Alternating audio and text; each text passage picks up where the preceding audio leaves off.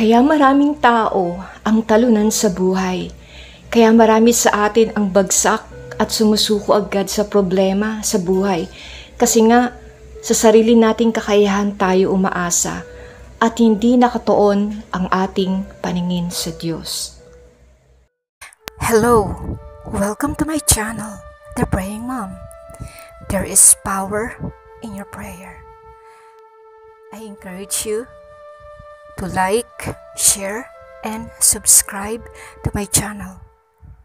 At kung ikaw ay may mga kabigatan sa buhay, may mga problema ka, at hindi mo alam kung saan ka pupunta, I encourage you, kaibigan, isulat mo lang sa baba ang iyong mga kahilingan at sasamahan kita sa pagdulog sa iyong mga panalangin.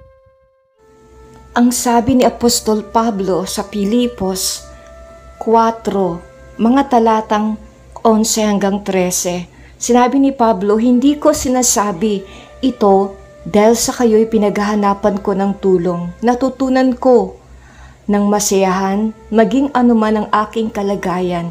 Alam ko kung paanong maghikahos, alam ko rin kung paano managana. Natutunan ko na ang sikreto kung paano masiyahan sa anumang kalagayan sa buhay, ang mabusog o ang magutom, ang managana o ang maghirap. Ang lahat ng ito'y magagawa ko dahil sa lakas na kaloob sa akin ni Kristo." Kaibigan, ang sabi ni Pablo, anuman ang kalalagayan niya sa buhay, wala man siyang makain, hikahos man ang kanyang buhay, nasa kasaganaan man siya, natutunay niya ang sikreto ng pagiging kontento.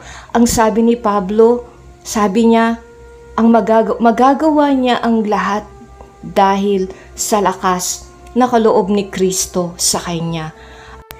Ang sikreto pala ni Pablo, kaibigan, ay natutunan niya na maging sandalan ang Diyos sa anumang sitwasyon na kanyang kinakaharapan. Natutunan ni Pablo na maging kontento na siya kung anong meron siya.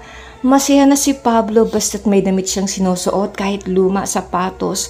Sometimes hindi tayo kontento, nagagalit tayo, kinukumpara natin ang ating sitwasyon, ang ating buhay sa mga tao sa ating paligid. Dito sa ating binasa, ipinapakita sa atin ni Pablo na kapag natutunan natin ang sikretong ito, ang sikreto na nakuha niya na kay Kristo lang sumandal, anuman ang kinakaharap mo, kaibigan, tagtuyo man, kasaganaan man, magkakaroon ka ng kakontentuhan, magkakaroon ka ng kagalakan, kasiyahan. Alam mo ba, kaibigan, habang sinusulat ni Pablo ang liham na ito, siya ay nasa loob ng bilangguan. Ikaw, kaibigan, how about you? When was the last time you gave thanks to God? Kailan ka ba huling nagpasalamat sa Diyos? When was the last time na tumingala ka at pinasalamatan mo ang Diyos? Na kahit maliit ang bahay mo, kahit tumutulo ang bubong ninyo, kahit ulam nyo, sardinas, tuyo, asin, at least meron kang bahay, hindi ka natutulog sa lansangan katulad ng iba.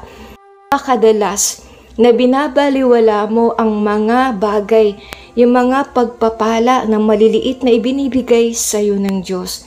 How many times that we took things for granted kasi nga kinukumpara mo ang sarili mo sa kapitbahay mo, sa kapatid mo, sa kaibigan mo.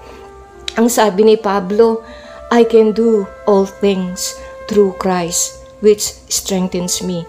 Ang sabi ni Pablo, kapag si Kristo pala ang kasama mo sa buhay, kahit anong pagsubok pa ang kaharapin mo, magagawa mong lampasan ang lahat dahil kasama mo si Kristo.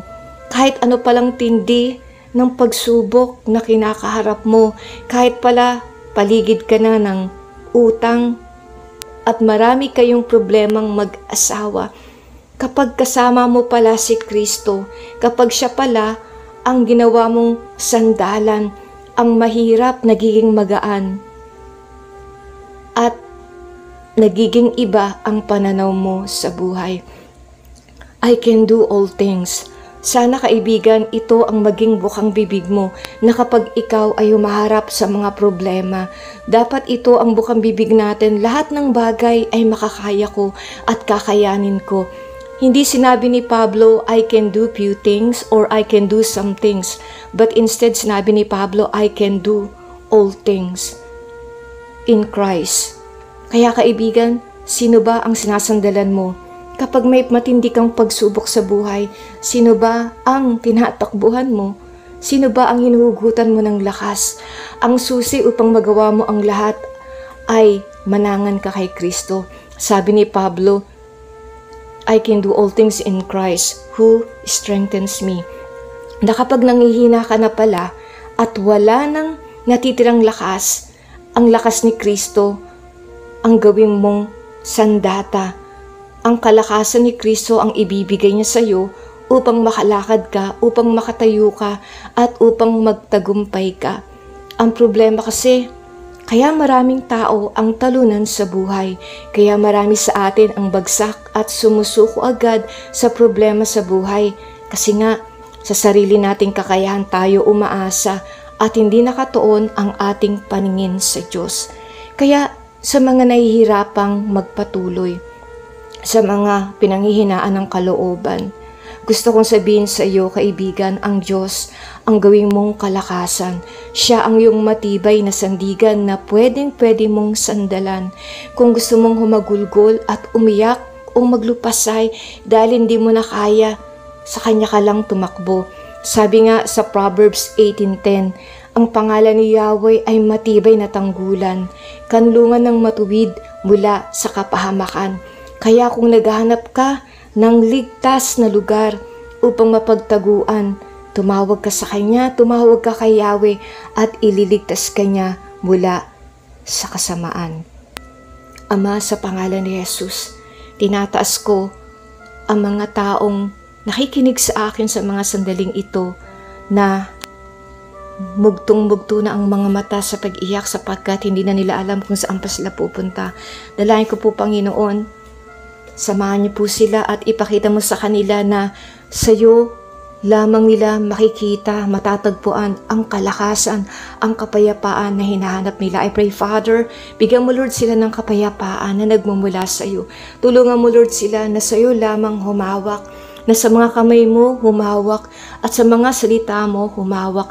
Dalangin ko, Lord, na matagpuan nila ang kalakasan sa iyo, katulad ng ginawa ni Pablo, na natagpuan ni Pablo ang kalakasan sa iyo.